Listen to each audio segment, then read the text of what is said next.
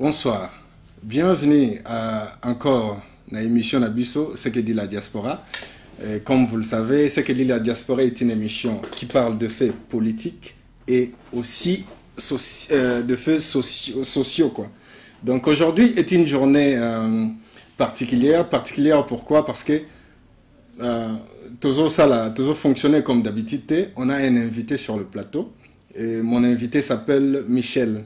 Michel, comme personne ne peut te présenter mieux que toi-même, comment peux-tu te présenter toi-même? Je dirais que... Bon, d'abord, je salue tout le monde, tous les gens qui nous suivent de partout. Je me présenterai comme un amoureux du Congo. On va commencer par là. Juste une personne. Et il faut que tu sois spécifique dans ce que tu veux savoir sur moi, parce qu'il y a tellement beaucoup à faire. Yeah, tu peux résumer en quelques mots? Bah écoutez, je suis un amoureux de la politique, je suis la politique internationale et consorts. Et je dirais que présenté 2 fois aux élections dans ce pays, et puis je suis un membre du Labour Party. Et voilà, Labour Party ici? Ouais, c'est exact. D'accord. En tout cas, dans cette émission, il n'y a pas de règles. La seule règle que c'est moi qui pose des questions, mais l'émission en question est une conversation entre moi, toi et le public qui nous regarde. On peut se tutoyer si ça ne te dérange pas. Donc, le 25 janvier plutôt, 2019, le Congo a eu un nouveau président. Qu'est-ce que tu penses de son bilan en 2 ans de son mandat? Disons, son bilan, en gros, il n'est pas fameux. Comment? Il n'est pas fameux. Ça veut dire quoi? Il n'est pas fameux dans le sens où on s'attendait à beaucoup. Vu les nombres de promesses, les 10 000 promesses qu'il a fait, on s'attendait à des grandes réalisations. Mais avec ce qu'il a fait, on peut dire que c'est décevant. Décevant. Qu'est-ce qu'il n'a pas fait selon toi? Qu'est-ce qu'il devait faire et qu'il n'a pas fait? La plus grande promesse, la plus choquante de toutes les promesses, c'est de faire du Congo l'Allemagne de demain. C'est déjà...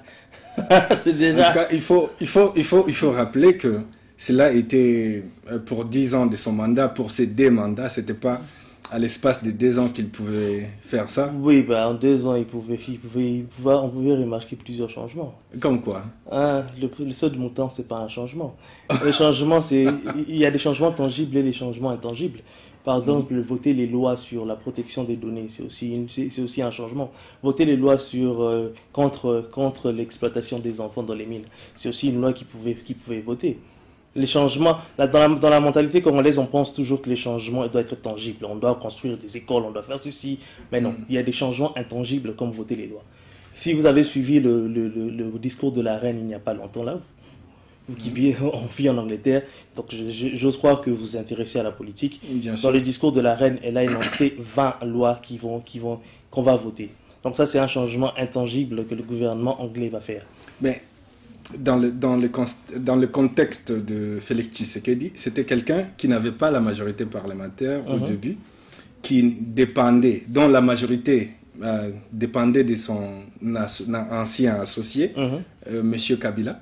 Donc, il y a des choses qu'il voulait proposer et qu'il ne pouvait pas passer parce que son collaborateur n'est... Et dans ces choses-là, quelles sont les lois qu'il voulait faire passer? Par exemple, les lois sur la CENI, des trucs comme ça. C'est moi qui pose la question, c'était ça la règle. Mais on a une conversation, il doit toujours être accompagné par des questions. On a une conversation. Oui, mais Ce que je comprends, c'est pas l'interrogatoire. Exactement. Sinon, ça devient une contradiction. C'est une émission. C'est une émission. Voilà, dans l'émission, tu as dit que c'est lui qui pose des questions et c'est lui qui répond. Ah, mais là, tu te contredis. Tu as dit que c'est une conversation. Oui, donc, une conversation n'est pas un interrogatoire. Et j'ai dit dans cette conversation, la seule règle, que c'est moi qui pose des questions. Ah d'accord, allons-y. Voilà. Donc, c'est une conversation, c'est un interrogatoire. On y va.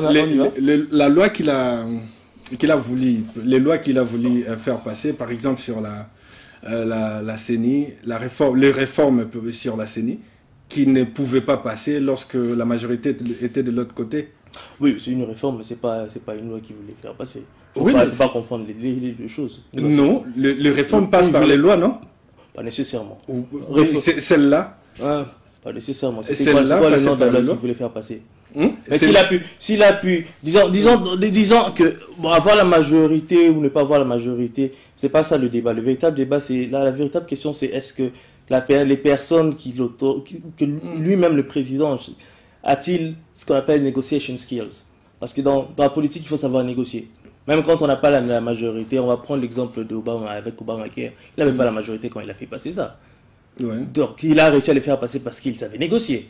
Donc là, tu me dis exactement que Félix ne sait pas négocier. Mais je t'ai dit aussi, par rapport à ce que tu viens de dire, il a négocié de manière à récupérer la majorité parlementaire. Non, là, c'est pas une négociation. Je vais te prouver qu'il s'est négocié. Regarde la manière dont il a remis le Congo sur les rails, dans le sens que le Congo maintenant, on peut dire sur la scène internationale, on peut parler du Congo maintenant. Ce qui n'était pas avant. Le Congo était isolé. On parlait toujours du Congo d'une manière négative. D'une manière très négative. Maintenant, on peut parler d'une manière positive. Oui. C'est quoi le côté positif? C'est le côté positif que... Là encore, on revient là. On revient dans tes questions.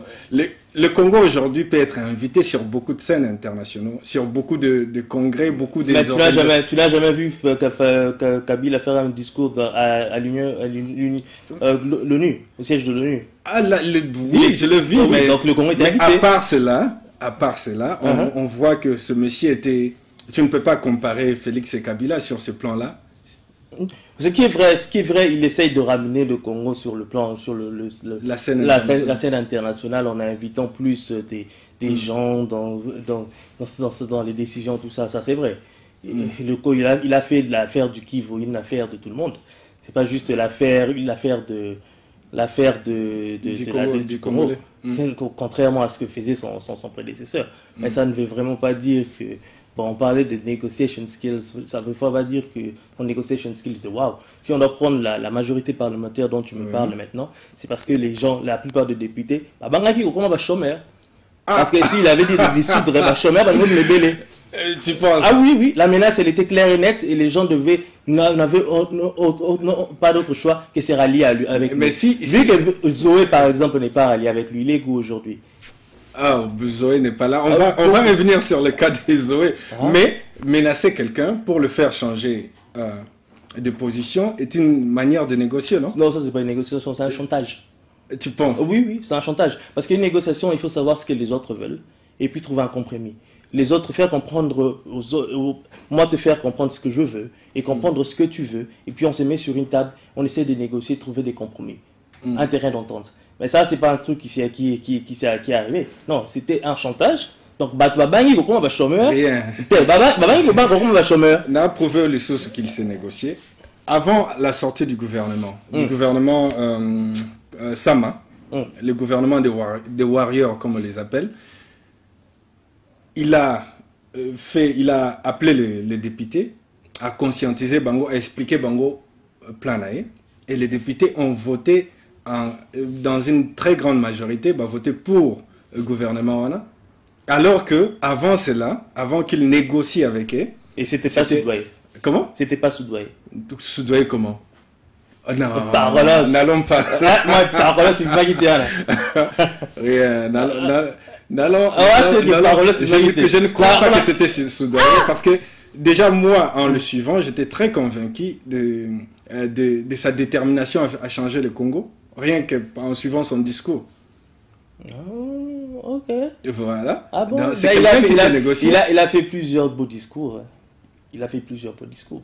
Oui. Hein? Et bon, si sa négociation est suivie par moi et par Rolos, ça c'est pas une négociation, c'est la corruption. Vous affirmez que la négociation... J'ai dit si. J'ai bien dit si. Il y a un si, c'est conditionnel. Si la négociation, les pourparlers sont suivis de moi et par Rolos, on appelle ça corruption. Et lorsque on menace des gens qui ne suivent pas le chef, on dit que bon, si vous ne suivez pas, on va dissoudre le Parlement. Ça, on appelle ça du chantage. Donc là, on n'a toujours pas un esprit de négociateur. Vous êtes dans des suppositions. Hein? Vous êtes dans des suppositions. C'est pas ce qui s'est passé. Non, vous parlez par exemple de la corruption avant la sortie du gouvernement. Vous supposez, vous dites que si vous conditionnez cela, donc ce n'est pas vraiment ce qui s'est passé. Là, je conditionne parce que je n'ai pas les éléments. Merci beaucoup. Mais ça ne veut pas dire qu'il y a un esprit négociateur dans l'histoire. Oui, moi je trouve, vu qu'on n'a pas de preuves qu'il y a eu corruption, on peut affirmer qu'il a pu négocier. Ah bon, on va supposer. On va supposer qu'il a pu négocier. On ne va pas non plus supposer qu'il n'a pas pu négocier. Voilà. On va passer à la question suivante. Penses-tu que la RDC négocie bien ses contrats? De quel contrat on parle? On parle de tous ces contrats. En général, là on est d'abord dans tous ces contrats. Penses-tu que la RDC négocie bien ses contrats? C'est vraiment vague. Il faut vraiment que tu essaies de narrow la question pour qu'on se focalise sur un seul sujet. Non, parce qu'il la RDC est un pays. Attends, je m'explique. La RDC est un pays, et un pays signe des contrats pour le bénéfice de lui et de son peuple. Voilà, généralement, est-ce que la RDC négocie bien ses contrats? Alors, si on doit parler de termes en termes général, moi je donne une réponse simple. Les contrats se signent dans différentes institutions. Tu vois, c'est comme ça que je dis que ta question elle est vraiment vague. Il y a la RDC fait partie de l'organisation World Trade Organization, WTO. Un WTO, tout le monde, c'est pas un secret polichinelle que dans cette organisation, on a toujours eu un problème de représentativité et les gens qui ont la compétence et qui pour faire les négociations, on a toujours eu un problème dans ce sens-là. Donc, sur ce plan-là, la RDC échoue déjà à grands pas. Ok. Si on doit prendre maintenant, si on doit prendre sur d'autres aspects, ça dépend. Mais si on doit parler sur le plan les minéraux, il faut se poser la question, qui fixe les prix des minéraux? Ce n'est pas la RDC selon vous? Hein? Qui fixe les prix des minéraux? Qui fixe les prix des minéraux? C'est la première question qu'il faut se poser. Est-ce que la RDC a le droit de renégocier les prix des minéraux? S'il n'a pas le droit de renégocier s'il a le droit de renégocier les prix des minéraux, quel est le plafond qu'il peut atteindre? Il faut poser toutes ces questions-là. S'ils n'ont pas le droit, c'est qu'on n'a aucun pouvoir, on nous présente juste un contrat qu'on signe. On est d'accord? Si, j'ai bien dit. Si on n'a pas le droit de renégocier, ou on nous impose un prix. Je crois qu'on ne nous impose pas un prix. Ah, donc on fixe le prix? Oui, la RDC fixe le prix par rapport à beaucoup de paramètres. Ah, donc on fixe le prix. Je vais te dire ce que je sais. Chaque minerai a un prix très précis. Et qui fixe le prix? Les acheteurs, non? Les acheteurs et les vendeurs, ils s'entendent sur le montant qu'ils vont donner aux minéraux sur base de la demande et sur base des autres facteurs. Ça veut dire que le prix en question est une entente entre le vendeur et l'acheteur. Donc on peut dire que la RDC aussi participe. Ok. Si on doit suivre dans cette logique-là, donc je me dis que l'acheteur a déjà un prix en tête. Il va chez l'acheteur, si l'acheteur n'est pas raisonnable, et il va chez le vendeur. L'acheteur va chez le vendeur avec un prix en tête. Si le vendeur n'est pas d'accord avec les prix, qu'est-ce qui se passe? Il impose son prix. Ce qui se passe, s'il n'arrive pas à trouver un compromis, l'acheteur cherche un groupe rebelle. Il finance la rébellion. Oui, c'est ce qui se passe, n'est-ce pas? Oui. Donc ça veut dire que la RDC n'a vraiment pas trop de pouvoir. Tu es d'accord avec moi? Il a des pouvoirs. Si en venant vers toi, je n'arrive pas à trouver un compromis et que j'utilise de backdoor, je vais chez un groupe rebelle, je donne quelques armes et puis je prends les minéraux. Donc ça veut dire que le pouvoir, la RDC n'a vraiment pas un grand mot à dire sur les prix des minéraux. Il a quelque chose à dire, je viens de te le Et dire. pourquoi tu expliques? Comment tu expliques 120 groupes rebelles à l'Est? C'est pour le minerai, c'est pour, exactement, c'est ça le problème. La RDC fixe un prix et impose un prix qui est plus élevé. Et il fixe et ces gens... Est-ce que tu sais, il y a combien de compagnies? Laisse-moi terminer. Ces gens, vu ils ont vu que le prix est élevé, ils font un contour. Ça ne veut pas dire que la RDC n'a pas le pouvoir de fixer le prix. Mais lorsqu'on a le pouvoir de fixer un prix, ça veut dire que c'est simple. Tu viens, je te donne le prix. Vu que c'est un État souverain, si tu n'es pas d'accord, ben, tu vas voir ailleurs. Le cobalt, il y a d'autres pays où on peut avoir, ou le cobalt par exemple. Allons-y comme ça. Le cobalt par exemple, ou d'autres minéraux. C'est vrai qu'il y a des groupes rebelles d'un côté, et de l'autre côté, il y a des vrais acheteurs, des pays qui viennent acheter en bonne et due forme, de manière légale. Ils achètent au prix que la RDC fixe. On ne peut pas dire que la RDC n'a pas de prix. Et il y a un truc qu'il faut ajouter dans un truc là. Il y a toujours un intermédiaire. À la grande partie, il y a toujours un intermédiaire. Et le plus grand intermédiaire avant le début de cette émission, on a cité son nom.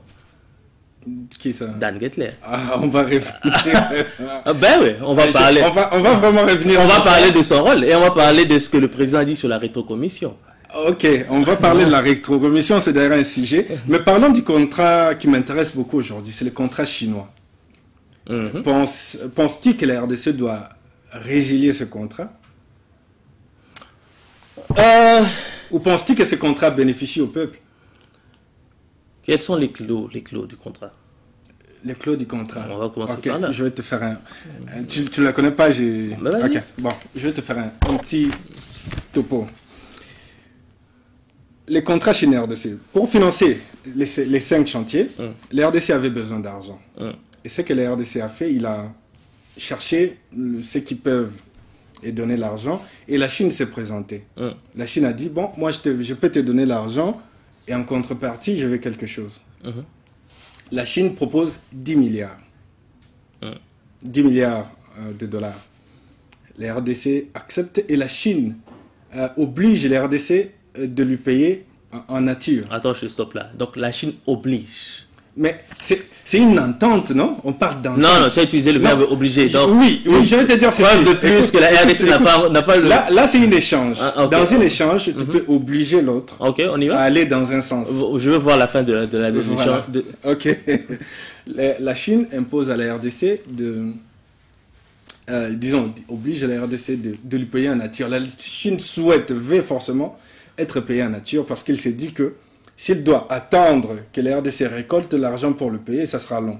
Il s'est dit, bon, moi je veux que tu me payes en nature. C'est-à-dire, la Chine voulait 10 millions de tonnes de cuivre. Pour 10 milliards, pour 10 milliards de dollars en nature, il a demandé 10 millions de tonnes de cuivre. Et c'est ça le contrat Chine-RDC. Et la RDC est obligée, dans ses récoltes du cuivre, de donner cette partie-là à la Chine. Et la Chine, en contrepartie, travaille sur les chantiers, comme les infrastructures et ainsi de suite. Ok, juste pour là, c'est vite fait, les clauses du contrat. Pour me rassurer que j'ai tout compris. Donc, la Chine vient vers la RDC. La RDC a des problèmes de financement. Oui. Va vers la Chine. La Chine dit en échange de 10 milliards de dollars, je demande à contrepartie d'exploitation des cuivres. Oui. Et 10 tonnes. 10 millions de tonnes. 10 millions de tonnes de cuivre. Est-ce que la durée du contrat est déterminée? Non, la durée du contrat n'est pas déterminée. Pourquoi? Parce que le contrat est basé sur la production de cuivre. C'est-à-dire, jusqu'à ce qu'ils atteignent 10 millions de tonnes, je vais vérifier si mes calculs sont bons. Voilà, jusqu'à ce que la Chine atteigne 10 millions de tonnes de cuivre, c'est là que le contrat se termine. Et la RDC, quand il a l'argent, la construction des écoles, c'est la Chine qui devait s'occuper de ça ou c'est la RDC avec l'argent qu'on lui a payé? En fait, c'est la Chine qui devait s'occuper d'une partie des infrastructures et la RDC, par rapport à l'argent qu'il recevra au comptant, il peut œuvrer sur d'autres secteurs. Ok. Est-ce que la RDC avait une alternative, un autre acheteur? Oui, je crois. Je crois que la RDC je crois que c'est pas une bonne réponse. Oui, elle n'est pas convaincante cette réponse. La RDC, ça s'est passé ainsi. La RDC a fait un appel et les investisseurs sont venus, ou comment on peut dire, les prêteurs de monnaie sont venus, et la Chine a proposé ces contrats-là. Donc, on peut dire que la RDC a choisi la Chine plutôt que d'autres pays. Est-ce que la RDC... Je crois que c'est dans Zambie où il y avait un problème similaire, où les Zambiens ne pouvaient plus prendre des prêts auprès des institutions, et ils ont dû faire recours à la Chine. Et la Chine a toujours joué ce rôle-là en Afrique. Dans un pays qui ne peut pas avoir des prêts dans la Banque mondiale, comment s'appelle la banque? Comment s'appelle cette banque?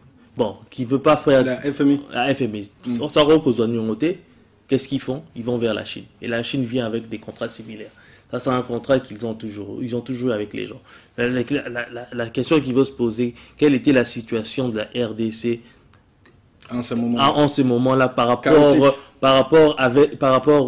aux banques, la FMI et les restes? La FMI, oui, la RDC était endettée. Donc il n'avait plus d'autre alternative. Je dirais qu'il avait d'autres alternatives parce qu'il y avait les Américains qui proposaient de soutenir certaines infrastructures en contrepartie pour quelque chose d'autre, pour d'autres minéraux. Il y avait d'autres pays. Pensez-vous que la RDC pouvait, ou le pays comme les États-Unis peut refuser un tel contrat d'être payé en nature?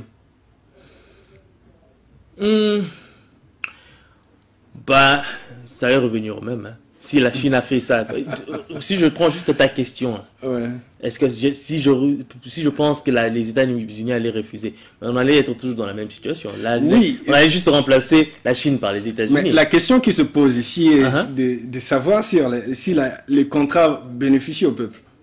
Ces contrats chinois, on parle d'un contrat particulier. Que fait l'État avec l'argent? Non, c'est la Chine. Bon, en fait, la Chine... Que fait la Chine avec sa partie aussi? La Chine devait construire des routes, il devait construire des écoles, des hôpitaux. Bon, est-ce qu'ils ont fait ça? Ils ont fait un travail médiocre. Donc, sur ce plan-là, c'est déjà un échec. Et bon, sur le plan monétaire, l'argent, il est parti où? Les 10 milliards. C'est là qu'il faut aussi accuser, il faut parler de celui qui incarnait la nation à cette époque-là, c'est M. Kabila. Oui, mais... Donc vous essayez-vous de dire qu'il n'a pas été un bon président? Non, moi je faut pas me faire dire des choses que je ne... C'est une question, monsieur. Moi, tout ce que je dis, bon, il faut savoir qu'est-ce qui s'est passé à cette époque avec l'argent. On sait déjà que tout, c'est pas un secret. C'est pas un secret que la RDC est plongée, engouffrée de la corruption. Hein, la corruption, c'est l'un des plus grands problèmes en RDC. N'est-ce pas? On est d'accord sur ce plan-là. Et là, cette corruption continue jusqu'à maintenant. Hein? Et pour preuve, on a le procès des 100 jours. Donc il y a toujours ce problème de corruption où il y a une hémorragie de l'argent. Et moi j'aimerais qu'on rentre. Là je reprends mon cas. On ira là, ne t'inquiète pas. Termine ce sujet. L'intermédiaire qu'il y a là où il y a une hémorragie. Il y a une hémorragie. La RDC, sur le plan financier, la RDC souffre d'une grande hémorragie. Une hémorragie qu'il faut résoudre. Le problème doit être résolu le plus vite que possible. Et ça nous permettra avec cet argent de construire beaucoup, d'investir dans beaucoup de choses. Parce que bon, c'est vrai, on peut dire que le contrat n'est pas en quelque sorte juste pour le peuple, mais l'État. Je vais te démontrer en quoi, pourquoi je suis contre ces contrats personnellement. Je t'ai dit que la RDC devait recevoir 10 milliards et la Chine devait avoir 10 millions de tonnes. Le problème est qu'à l'époque où le contrat a été signé, la tonne du cuivre était de 6 500 dollars. Une tonne. C'est-à-dire que si on multiplie les 6 500 fois 10 millions de tonnes que la Chine voulait, on a un 65 milliards. C'est-à-dire que la Chine nous a donné 10 milliards. C'est-à-dire que la Chine bénéficie de 55 milliards. Ça, c'est le contrat que M. Kabila a fait signer. Voilà pourquoi je vous pose la question sur lui personnellement. Parce qu'on ne peut que condamner lui, parce que c'est lui qui incarnait la nation. C'est lui qui était... c'est lui qui pouvait congédier les mauvais travailleurs. Bon, écoutez, si on doit prendre ce que vous m'avez dit là, je fais un résumé de ce que vous m'avez dit. Vas-y. La RDC ne pouvait pas prendre de l'argent, pour importer de l'argent de la FMI. Donc, pour moi, ce que vous m'avez dit en réalité, c'est que la RDC était en position de faiblesse. Exactement. Et dans une négociation, lorsqu'on a une position de faiblesse, on n'impose rien, on accepte. On n'accepte pas tout quand même. On n'accepte pas d'être intubé des 55 milliards. Ça, c'est plus... On était dans une position de faiblesse. Donc, vous essayez de dire qu'on a bien fait de signer ce contrat? Non, ça, je ne dirais pas ça. Je ne dirais pas ça. Mais moi, ce que j'aimerais que vous me dites, c'est est-ce qu'il y avait une alternative? Et je vous ai dit que je vous ai posé même la question. Que proposaient les Américains? Je vous ai posé... les Américains proposaient la même chose, mais pas avec ce montant. Ils proposaient combien? Et pourquoi le président Kabila a refusé les Américains? Je ne sais pas pourquoi il a refusé, il faut déjà commencer à répondre à ces questions, trouver les réponses à cette question, et puis on pourra en discuter d'une autre manière. On doit être factuel dans ce qu'on dit. Les gens nous suivent, ils veulent apprendre. Donc moi, je pense que nous devons être factuels. On peut même reprendre ce débat plus tard si vous voulez, où on vient avec les faits et comprendre exactement ce qui s'est passé. Et puis on peut en tirer des leçons. Parce que là, on va parler sans pour autant en tirer les leçons. Qu'est-ce qui s'est passé? Supposons qu'il n'y avait pas d'autre alternative et qu'il n'y avait que les Chinois. Pensez-vous que ces contrats étaient bien négociés? Est-ce que ces contrats étaient bien négociés? Je dirais non.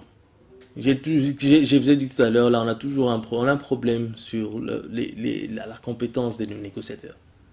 Et la négociation, c'est un art. On ne se réveille pas le matin, on devient négociateur. Dans ces sens, c'est toute une formation qu'il faut prendre. J'en sais quelque chose. Ça demande beaucoup de recherches, comprendre beaucoup de choses.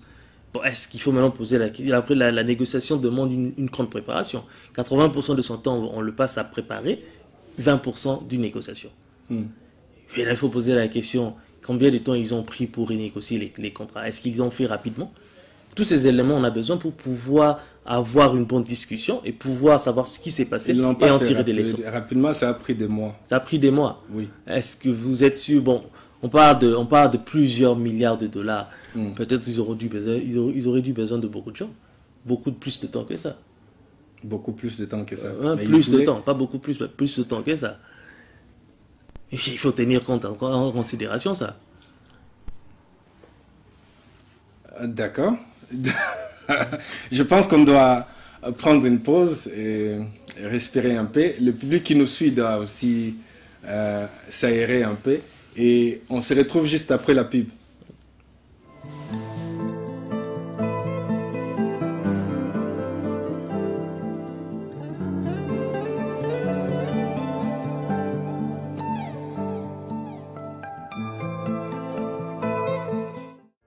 The Boss Brothers TV est maintenant disponible sur toutes les plateformes. Ouvrez votre App Store ou Play Store et tapez Boss Brothers TV. Téléchargez l'application pour être connecté on the go.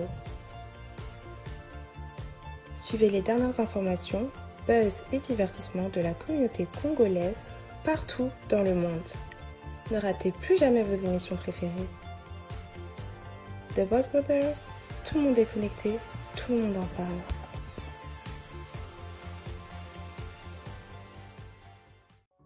Je m'appelle Maman Léa, j'habite Kinkole. J'ai fait mon petit commerce d'épices au marché de Matiti. Chaque jour, je dois me réveiller tôt le matin pour vite prendre le transport qui va me déposer au marché. J'ai acheté un smartphone au Capi et cela a changé ma vie. Elle est très bénéfique et très pratique. Je ne m'inquiète plus au problème de la batterie. Même si je quitte tôt, ma charge va durer toute la journée. Maman, nanya zaliawa. Tomato eza boni. Awa natie 500 francs. Oyokuna 1000 francs. Maman Léa a fini ses ventes de la journée. Elle est prête pour rentrer à la maison. Elle appelle son mari. Allô chérie, tu as fini avec ton travail? Tu as pu récupérer l'enfant à l'école? Bisous. Bye. Maman Léa parle avec son mari au marché. Je suis satisfaite avec mon téléphone car je sais que j'ai une garantie d'1 année. Si le téléphone a un problème bien sûr, je vais le faire réparer gratuitement dans le shop au Capi et je suis fière que cela est fait par l'un des fils du pays. Chaque jour, je donne le meilleur pour nourrir ma famille et au Capi est venu faciliter notre vie en mettant en notre disposition des téléphones de bonne qualité à un prix abordable, défiant toute concurrence.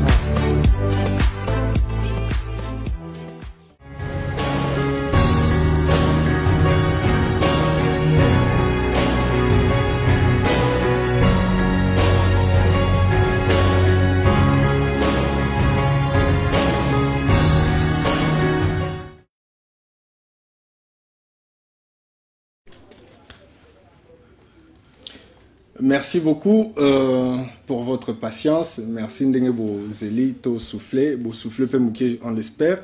Et on va vite rebondir sur les sujets. Tous on est là dans le contrat où il y a des Chinois. Pour l'amour de Ozoki Moma Ming. Ouais, Nozoki Mata, mais. Na contrat où Mouta signé ça qui est Monsieur Kabila. Ok. C'était lui le président. Est-ce que Ozo Kanisa, Ozo Mona qui contrôle et signé qui est Malam, yé Monsieur Kabila? Mais naïb sur ce qu'on a circonstances surtout. Après je peux te donner la remettre ce point de vue d'une manière objective. Circonstances c'est ça que RDC est dans l'art. Donc il y a une ligne na franc linga. RDC pour notre public. RDC est dans l'art. RDC est dans pour ça il y a l'art. Pour Atonga ba infrastructure naie na ba chantier naie. Exact. Akei a beng a sali appel. Ba tu vas se présenter à poni ba chinois. Bah Chinois c'est bon biso toko peso 10 milliards mais pesa biso on pesa biso 10 millions de tonnes ya cuivre. Et ça ce sont des faits que je dois vérifier avant de. Non papa c'est à vérifier c'est pas information nazo peso c'est vrai. Aux yeux on vérifier. Hein? Est-ce qu'il faut la révéler? Mais oui, il faut révéler. Parce que on sera bureau à Boïta. Ah oui. Est-ce que d'abord révéler ma source? Un journaliste n'est. Bon, en fait, je ne suis pas journaliste, mais on ne révèle pas jamais ses sources. Au moins, il y a quelque chose à révéler pour ceux qui ont haut placé, au baby c'est les macam. Tu as un baby c'est les macam. Bien sûr. Il faut. Politique, c'est un mot de transparence. Oh, et ça, transparence. Secret d'État. Mais ça, c'est comme bon. Hein? Pourquoi? Pour ça, la monnaie. Mais toi, on a bien on a ébissé, mais mon frère. On a confirmé, on va dire. On a repéré ça au document. Parce que aux autres, ils vont influencer. Tout ça, la boue. On a remettre au document. On a fait une émission, on a fait ce document biango. Oui. Tanga yango nyonso. Autant la contrat, chinois ndenge signé maki. Mais c'est pour ça que tu as une analogique que tu as une clause à contrater. Mais est-ce que le contrat nous a bénéficié d'un peuple? Nazozonga wana po so natenga kuma monsieur Kabila kimi comme le non tu vois non il y a pas on a dit que moi je suis pro peuple. On a dit que vous êtes pro fascisme, vous êtes pro peuple. Donc tu parles avec le peuple. Il y a pas de pro fascisme ici, il y a que de pro peuple. Ah toi solo, ah maman pro exact. OK. Nazo qui maté mais le truc c'est que je ne veux pas dire na ngolo belo na za la factuelle na makom là. Je vais donner un jugement objectif et non seulement à le bara et le roboé. C'est basé na ozo le ba place aux yeux on a écouté. OK. On n'a pas fait moussou sur un contrat. OK. Deuxième problème à contrat est aboué. RDC, il faut que ça a 10 millions de tonnes. Mais j'ai camine, n'a pas quoi abandonner qu'on travaille bien. N'a bien n'a pas quoi abandonner travailler bien. Abandonner qu'on produire 500 000 tonnes l'année. C'est-à-dire que ceux qui ont une époque où travailler bien époque à Mobutu, il y a 20 ans pour te foutre à Nyongoya Chine. Si j'ai camé, ils ont produire moins que ça. C'est-à-dire qu'ils ont produire la moitié, 25 000. C'est-à-dire que contrat, il y a des Chinois, M. Kabila a signé, pour ici, là, et qu'on a 40 ans. C'est-à-dire que on a, ceux qui va président, ça a 5 mandats. On a au moins 20 présidents football ou 30. Pour le peuple congolais, en fait, à bénéficier de minéraux, par exemple, il y a cuivre. C'est quoi on a le bien? C'est quoi banzela ngo fele ba batonga c'est qui kana animo koto ezaki chaque année faut na za tous à moi ezalaki tout au long de il y a mandat c'est-à-dire 5 ans bah ça là va travaux et ils peuvent continuer même après c'est quoi va stopper ouais bien c'est quoi Félix Albin Félix Alinga kata ou à renégocier il y a on a tout nio est-ce que kata yango eza malamu to ko continuer yango to ko renégocier yango c'est mais ce Kati mais il y aura toujours la dette là qu'il faut payer mais tout ça qui va dire tant ça là aux oralons n'a pas c'est là papa non c'est là contrat entre deux personnes il y a des clauses non que yo respecter ngambo supposons que yo invité au footinga na chelo couleur na ndako ngana cheka couleur à partir est-ce que on peut s'en bon nyos non voilà la Chine ce qui toque na terme infrastructure et là on est na salle libiso ya malonga quand tous on a ce qu'on a la clause combien de kilomètres il fallait battre il fallait battre combien d'écoles moi je fais des chiffres moi je veux ça va chiffre aussi le mais ça va chiffre mais ça va chiffre on doit savoir exactement combien d'écoles et puis on peut évaluer il y avait au moins plus de 50 écoles qui devaient être construites là c'est il y a une source on d'après si on source on remettre le document on a besoin de document on a besoin de source source moi so ana ezate eza source na ngai au moins là eza molimo santo mtayebiso non eza pena mutu c'est quoi fallait tonga par exemple 50 écoles c'est ce qu'ils ont dit par exemple ou bien c'est ça c'est le fait bon le fait yango plus de 50 écoles ils a fait autant de documents au monde en opé ok c'est quoi il fallait batonga ba place basi batongi fallait batonga na Kinshasa na Mbujimai et ainsi de suite donc batongi lo monter ata école mo côté yo yebi école ni tonga mana ba chino mana yebi activité chinois na Congo on a de la politique à Congo hein yo la de la politique à Congo oui mais la maçonnerie c'est gros bah ouais ça ba réalisation oui s'ils n'ont pas fait il faut revoir le contrat dans ce voilà il faut ramener les gens à la table il faut dire bon tu kana ki boete yamona tunyo ba kata ça va renégocier c'est ton point de vue mais il faut revoir renégocier je ne dis pas Rokata parce qu'il y aura toujours une dette parce que ça va baisser la bible ça n'a pas sur exemple c'est 10 millions ça n'a couleur na partie ndambo c'est 10 milliards hein yango na lobité na plus exemple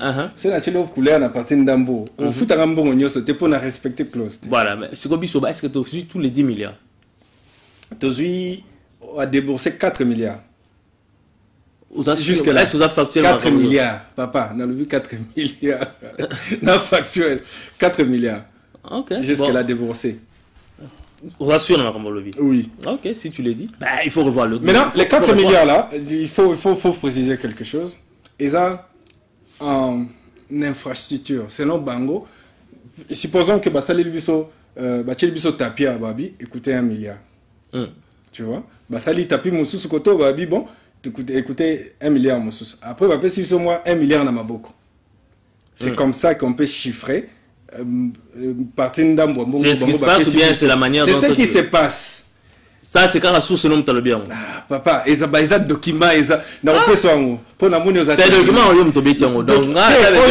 oyo eza ba question oyo eza ça va avec document natinde longo il faut tenir un document OK na routine le document mais tozo na émission pona moni ozo kimara na document na te ozo kimara na document bon renégocier ou J'ai bien dit qu'il faut revoir le contrat. C'est-à-dire quoi, revoir? Hein? Revoir les clauses et tout ça. Ben ça renégocier. Voilà, on peut utiliser le terme renégociation si tu veux, mais il faut revoir les contrats. Si dans le cas, si me basons sur ce que tu as dit, Dieu seul sait si c'est factuel. C'est factuel. Alors là, dans ces cas, il faut revoir le contrat. Maintenant, parce que le contrat est déjà in motion. Donc. Oui, Mouta signé contre M. Kabila. C'est-à-dire qu'il n'a pas seulement condamné lui-même, ou le Congo, il a condamné tous les présidents qui vont venir à ne pas bénéficier complètement de l'argent de la GECAMID, ou de l'argent que peut produire le minerai au Babengi cuivre, Nakao. Par rapport à ça, pensez-vous que c'est un... si on stoppe comme ça, quel sera l'impact par rapport à la relation congolaise et chinoise? Sino-congolaise. Quel sera l'impact qu'il causera en gros? Parce qu'il faut penser à tout ça. Oui, mais... On passe se décider du jour au lendemain, on se réveille, on dit, bon, on va tout casser comme ça, sans tenir compte de l'impact que ça sera sur la relation bilatérale entre les deux pays. Bien sûr, mais... Bon, maintenant, tu es parmi ceux qui pensent qu'il faut qu'on coupe. Non, il ne s'agit pas de moi, c'est moi qui pose la question. C'est moi qui pose la question.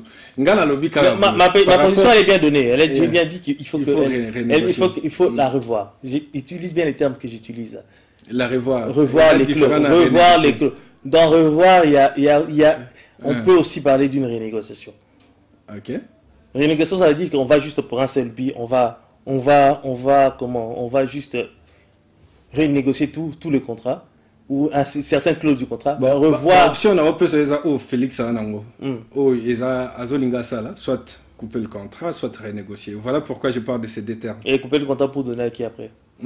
Pour donner à quelqu'un d'autre. Il y a par exemple les Américains, les Alliés. Évidemment, ça va être les Américains. Exactement. Évidemment, ça va être les Américains. Donc, en fait, en quelque sorte, ce que tu me dis, là, il ne fait que rapporter le conflit sino-américain en RDC.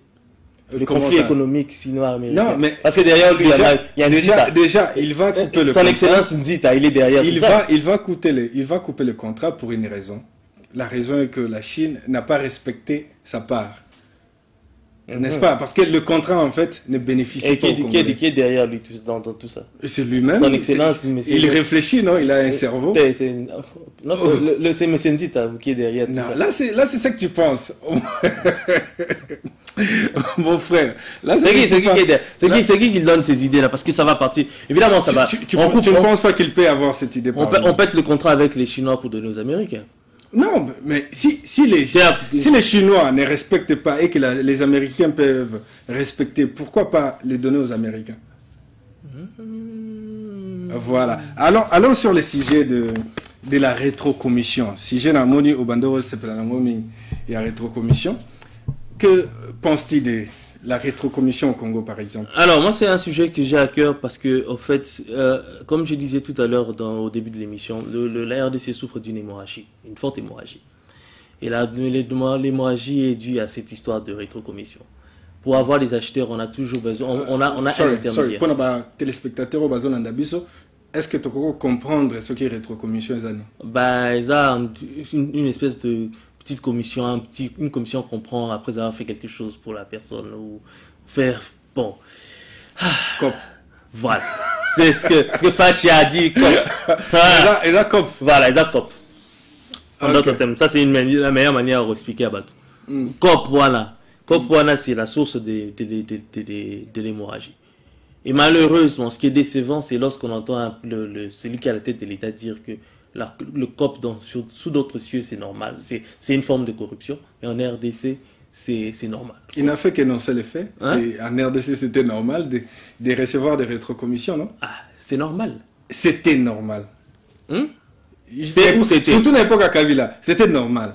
Que ce que a eu un contrat. Non, mais à l'époque, quand il a dit ça, c'était plus Kabila au pouvoir, c'était lui au pouvoir. Oui, il a dit que c'était normal. Non, il a dit c'est normal. Ah oui, c'était normal. Non, il a dit c'est normal. À l'époque où il l'a dit, c'était normal. Ah non, est-ce qu'il a changé cette phrase? Est-ce qu'il a changé cette phrase? Il n'a pas changé la phrase, mais les faits ont changé. Ok, s'il veut changer cette phrase, la phrase doit changer avec les actes. Mais les faits ont changé. C'est plus, les gens ne reçoivent plus de rétrocommissions comme avant. Ah d'accord, mais comment on explique la présence de Dan Gettler qui est toujours à l'actualité? Il a fait quoi? Hein? Il a fait quoi, Dan? Tu connais, Monsieur Dan. Tu connais, bon, pour ceux qui ne connaissent pas, qui ne connaissent pas Dan Gettler, à un certain moment, c'était le businessman le plus puissant de la RDC. Qui a fait de lui l'homme le plus puissant et le businessman le plus puissant? Et qui a fait c'est Monsieur Kabila. Ok, ben, je vais vous donner C'était son ami. Je vais bien expliquer ce qui s'est passé. D'accord. Dan Gettler est venu en RDC durant le règne de Laurent Désiré Kabila. Il est venu là, et durant le règne de Laurent Désiré Kabila, il a joué un rôle dans la guerre de 2000. C'était lui qui donnait les armes à l'armée congolaise en échange d'une monopolie de l'exploitation des diamants. Ça, c'était Dan Gettler. Et après, quand Kabila le père est mort, il s'est rallié avec Kabila le fils. Et Dan Gettler, à cette époque-là, avait joué un rôle important dans les relations américaines et congolaises. Pourquoi? Parce que quand le Congo avait un conflit avec le Rwanda, Dan Gettler a joué l'intermédiaire, a joué le négociateur pour Kabila. Et à cause de ça, de ce rôle-là, il avait même reçu un passeport diplomatique. Il était le consulat de la RDC en Israël. Et Dan Gettler était allé aux États-Unis parler à l'administration Bush pour comment on appelle, ramener Kagame à la raison. Et c'est comme ça qu'ils ont pu vite fait maîtriser cette crise, ce conflit qu'il y avait entre la RDC et le Rwanda. Et c'est ce qui a permis aussi plus tard à créer ce système 1+4, tout ça. Donc Dan Gettler a joué ce rôle-là. Et Dan Gettler a toujours été l'intermédiaire, l'intermédiaire entre les vendeurs et la RDC. Et à cause de ça, la RDC a perdu, ces dernières années, la RDC a perdu près de 1,4 milliard de dollars. Quand vous parlez de ces dernières années, quelle année visez-vous? Disons les 3 dernières années. La RDC a perdu... 2020, 2019, 2017. Attends, je vais être vraiment factuel sur ça. C'était bien avant ça. Disons à partir de 2010 jusqu'à maintenant, on va être vraiment factuel. La RDC a perdu près de 1,4 milliard. Et vu qu'il a toujours de l'influence en RDC... Le monsieur. Oui, selon l'African Progress Panel. Vous avez entendu parler de ça. African Progress Panel, c'est une organisation créée par l'ancien secrétaire général de l'ONU, Kofi Annan. La RDC perdra près de 4 milliards de dollars. Et 4 milliards de dollars au total, c'est assez pour financer l'éducation, la gratuité de l'éducation. Et quand Dan Gettler a été cité dans plusieurs rapports, il est au centre même de la corruption en RDC. Il est cité dans le Panama Papers, il est cité dans plusieurs rapports de l'ONU, dans les rapports de Kofi Annan. Il y a toujours son nom là. Et les Américains avaient imposé des sanctions sur lui. Ces sanctions, il a enlevé ça, il avait engagé l'avocat de Donald Trump pour enlever ces sanctions. Et là, avec Biden a réimposé ces sanctions. Donc, dans l'arsenal, si Félix s'est décidé de vraiment combattre cette corruption, la corruption internationale, dans son arsenal, il a le gouvernement américain parce que Joe Biden en a fait son cheval de bataille. Maintenant, moi ce que je me pose, j'essaie de comprendre là. Comment ça se fait que le monsieur circule toujours librement, il est toujours là en RDC? Pourquoi les sanctions? Pourquoi on n'a pas coupé ces liens-là? On sait qu'il y a 300 pays, il y a 300 grands exportateurs de minerais dans le monde. Est-ce qu'il faut vraiment que la RDC passe par le canal de Dan Gettler pour acheter les minerais? Waouh. Mais pourquoi il n'a pas été arrêté à l'époque de Kabila? Parce que tout ça, tous les rapports qu'on sait... Kabila, c'est le passé. On parle maintenant du présent. Oui, mais on peut... On a un président qui dit que le COP est acceptable. Donc, à cause de ça, Tozana président, Tozolo Banana. Kabila, c'est le passé. Kabila, c'est pas le passé. Sénateur à vie, on parle de celui qui a le pouvoir, celui qui a la reine. Et en 2 ans, il ne pouvait pas dire. Ok, Zelaté, tu sais qu'il a fait 2 ans. Kabila a fait 18 ans. Et par rapport sur ce monsieur, par rapport sur ce monsieur, il est en 2012. Sur le monsieur Dan Gettler. Mais on le connaît depuis bien avant ça. Oui, mais par rapport au Bimi, Kassalibou et sanction, ça a commencé de 2012. Quand monsieur Kabila était au pouvoir. Et à cette époque-là, je signale qu'il était plus proche de lui qu'il l'est aujourd'hui. Pourquoi il est à Kangara et pourquoi on peut dire que Kabila c'est le passé. Bon, Félix, pourquoi Kangara était... Mais on va parler de Kabila dans le passé parce qu'il n'est plus président. Félix, il est venu, il incarne dans l'esprit de beaucoup de personnes, il incarne le changement. Pas dans ton esprit. Hein? Pas dans ton esprit. Non, dans mon esprit, il n'incarne pas encore le changement. non. Dans l'esprit de beaucoup. En tout cas, les gens qui le suivent,